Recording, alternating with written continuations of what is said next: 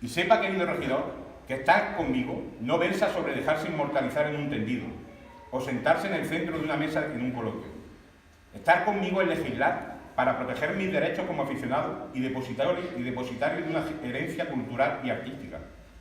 Es proteger mi integridad física en las plazas, es proteger la integridad física y psíquica de mis menores, y es protegernos a ambos ante la multitud de ataques provenientes del ideario de una subvencionada minoría que se aprovecha de que últimamente nos hayamos anclado en la autarquía y el absolutismo de una minoría que pretende ser mayoría, enarbolando la bandera de la performance, la agresividad y el mal gusto a cambio de un sueldo.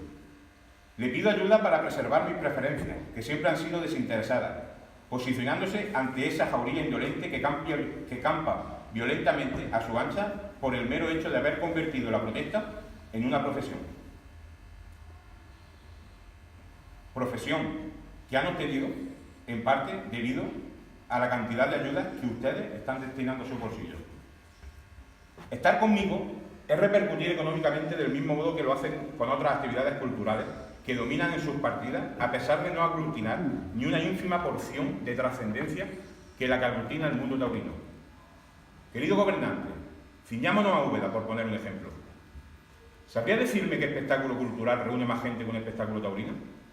Si solo me dice uno, dejaría de demandarle lo que considero justo: una subvención acorde con el impacto asistencial y económico en la ciudad. ¿Sabría decirme qué espectáculo proyecta más la feria de la ciudad al exterior que el ciclo taurino? Insisto, si me dice solo uno, dejaré de demandarle lo que considero justo. ¿Sabría usted decirme si la feria de Úbeda sería la misma feria de Úbeda sin la fiesta de toros?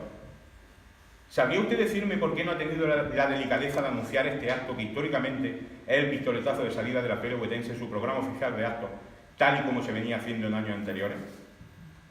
Quizás porque no le interesa lo más mínimo esta herencia de nuestra cultura.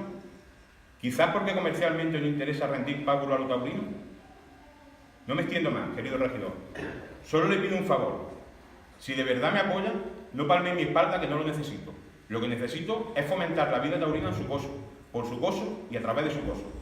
Necesito que San Nicasio sea un lugar de culto, que sea un lugar importante para usted y para mí, y que reciba a cambio una implicación acorde a la dimensión realizada por San Nicasio para con nuestra ciudad.